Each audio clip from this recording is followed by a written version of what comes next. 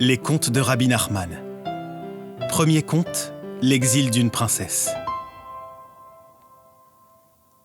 En chemin, j'ai raconté une histoire, et tous ceux qui l'ont entendue ont conçu un élan de contrition, de teshuva.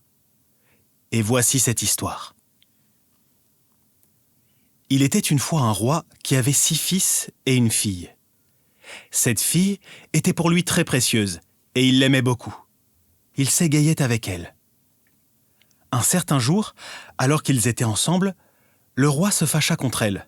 Il s'échappa de sa bouche une parole. « Que le pas bon t'emporte ». La nuit venue, elle alla dans sa chambre. Le lendemain matin, nul ne sut où elle se trouvait. Le père s'affligea terriblement.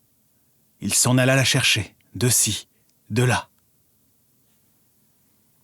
Alors se leva le second du royaume, parce qu'il avait remarqué le chagrin profond du roi. Il demanda qu'on lui alloue un serviteur, un cheval et de l'argent pour ses dépenses. Puis, il partit à sa recherche. Il la chercha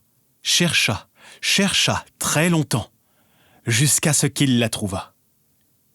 Voici maintenant le récit de sa recherche et de sa découverte.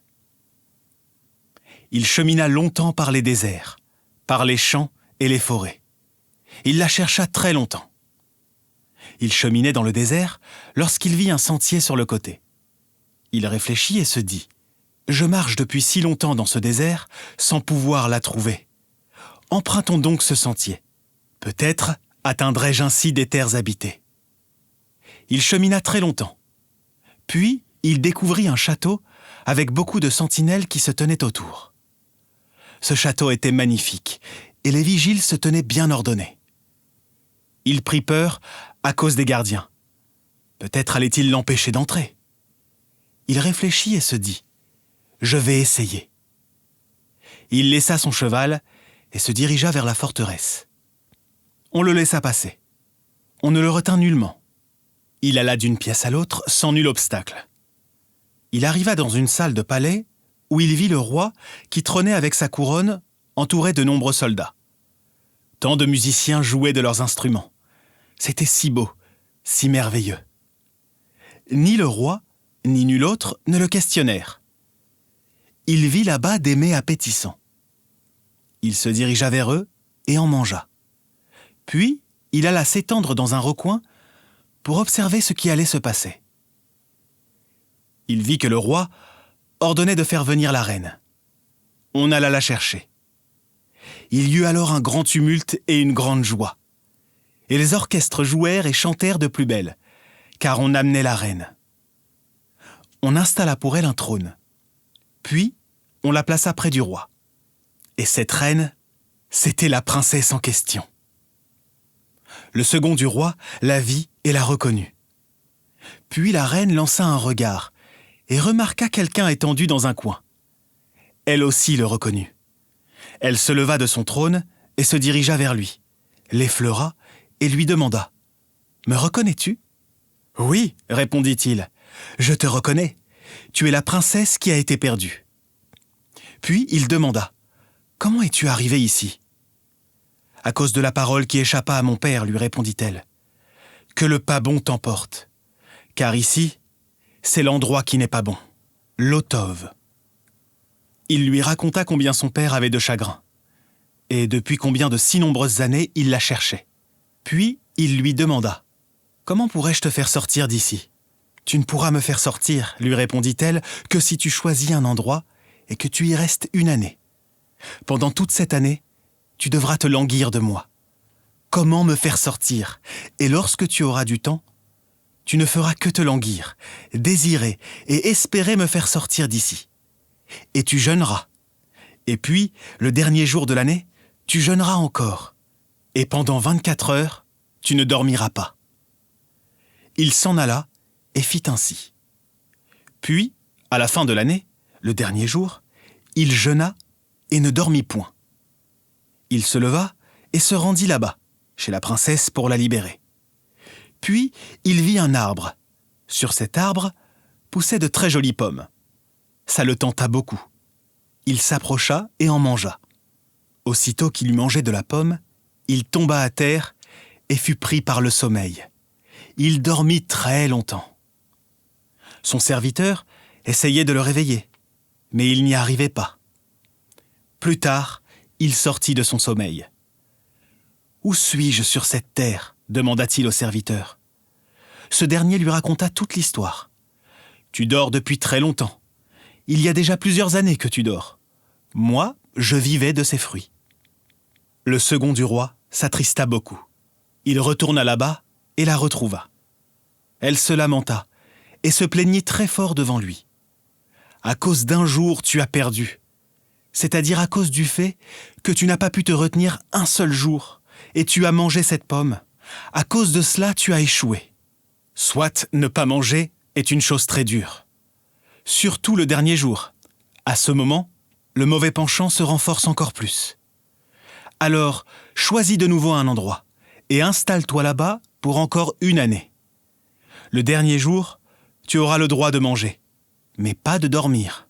Et puis, tu ne devras pas boire de vin, afin de ne pas t'endormir, car l'essentiel, c'est le sommeil. » Il s'en alla et fit ainsi. Le dernier jour de l'année, il se rendit là-bas. Il vit une source qui coulait. La couleur de cette source était rouge. L'odeur était celle du vin. « As-tu vu cela ?» demanda-t-il au serviteur. « C'est bien une source. Il devrait y avoir de l'eau. Mais la couleur est rouge, et c'est l'odeur du vin. » Il s'en approcha et goûta juste un peu à cette source. Aussitôt, il s'effondra et s'endormit pour de nombreuses années. 70 ans. Bon nombre de soldats passèrent par là, avec l'attirail qui les suivait. Le serviteur se cacha à cause des soldats. Plus tard, passa un carrosse dans lequel se trouvait la princesse. Elle s'arrêta près de lui, descendit de son carrosse et s'assit à ses côtés. Elle le reconnut. Elle essaya très fort de le réveiller, mais il n'arrivait pas à émerger. Elle se mit à se lamenter sur lui. « Puisqu'il y a tant et tant d'efforts et de peines, tant d'années que tu t'exténues tellement pour pouvoir me faire sortir, et à cause de ce jour où tu aurais pu me faire sortir, tu as vraiment perdu. » Elle pleura abondamment, puis elle dit « C'est très lamentable pour toi et pour moi. Si longtemps que je suis ici, et je ne peux pas sortir. » Puis, elle ôta un châle de sa tête et écrivit dessus avec ses propres larmes. Elle le plaça près de lui, se leva et reprit place dans son carrosse. Puis elle s'en alla. Plus tard, le second du roi se réveilla. « Où suis-je donc sur cette terre ?» demanda-t-il au serviteur. Le serviteur lui raconta toute l'histoire. Tant de soldats passèrent, puis ce fut le carrosse.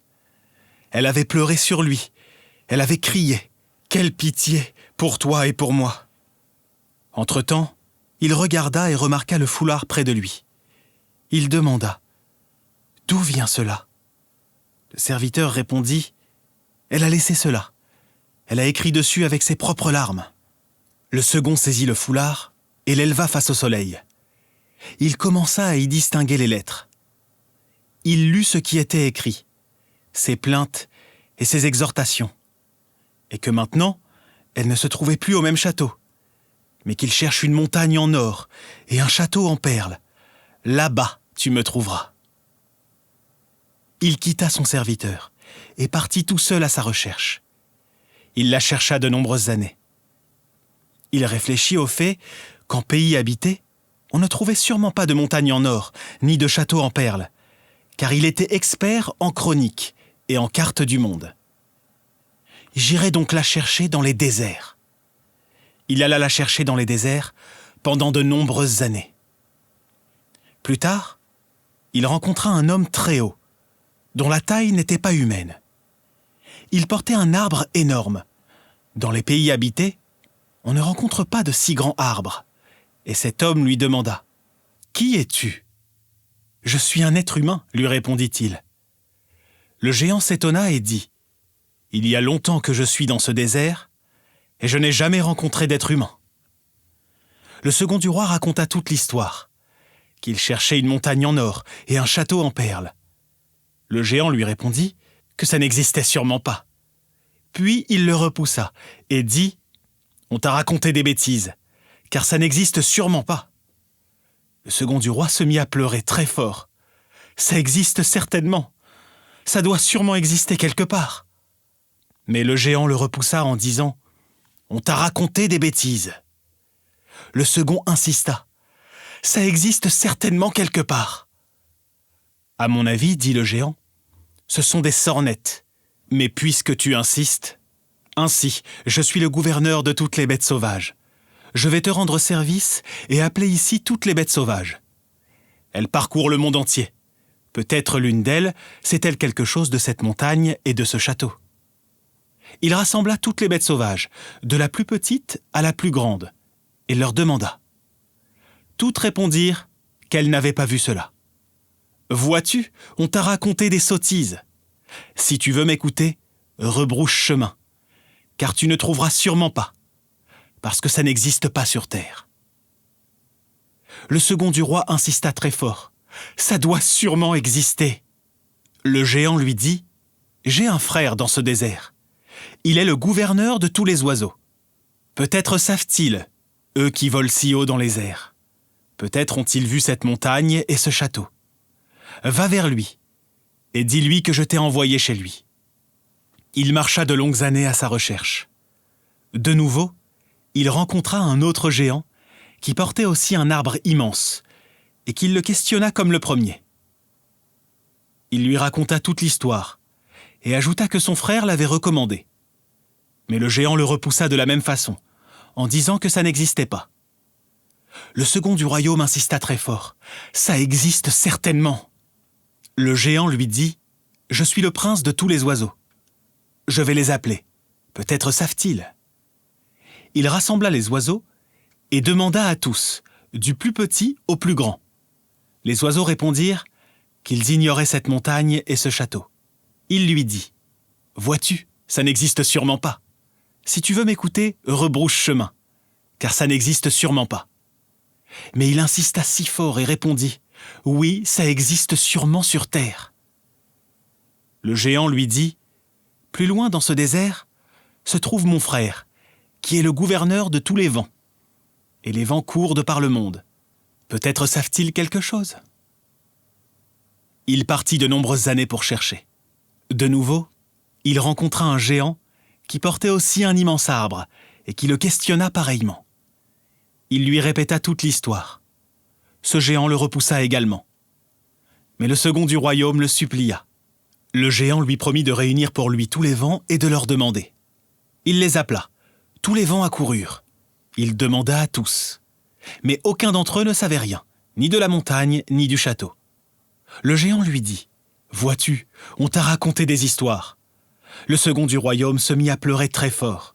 Il affirma « Je sais que cela existe en toute certitude. » Entre-temps, il vit un autre vent qui venait d'arriver. Le ministre s'emporta contre ce vent. « Pourquoi viens-tu si tard? J'ai pourtant décrété que tous les vents viennent. Pourquoi n'es-tu pas venu avec eux ?» Le vent lui répondit « J'ai été retenu, car j'ai dû transporter une fille de reine sur une montagne en or avec un château en perles. » Le second du royaume sentit une joie immense. Le ministre des vents demanda à ce vent « Qu'est-ce qui coûte cher là-bas ?»« Tout est cher là-bas. » Le prince des vents déclara au second du royaume « Cela fait déjà si longtemps que tu la cherches et tu t'es donné tant de peine.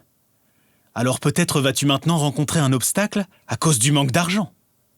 C'est pourquoi je vais te donner un récipient. Et lorsque tu plongeras ta main dedans, tu en ressortiras de l'argent. » Puis il ordonna à ce vent de transporter le second du royaume jusque là-bas. La tempête l'emporta jusqu'au portail. Il y avait là-bas des soldats, qui ne le laissèrent pas entrer en ville. Il plongea sa main dans le vase et en sortit de l'argent, avec lequel il soudoya les gardiens. Il entra en ville. C'était une belle cité. Il se rendit chez un riche habitant et loua pension chez lui, car il était nécessaire de s'attarder là-bas. En effet, il faut agir intelligemment, avec sagacité, pour faire sortir la princesse. Comment il la sauva? Rabbi Nachman ne le raconta pas, mais à la fin, il la libéra. Amen, Selah. Pour retrouver les contes dans le texte, cliquez sur le lien en description.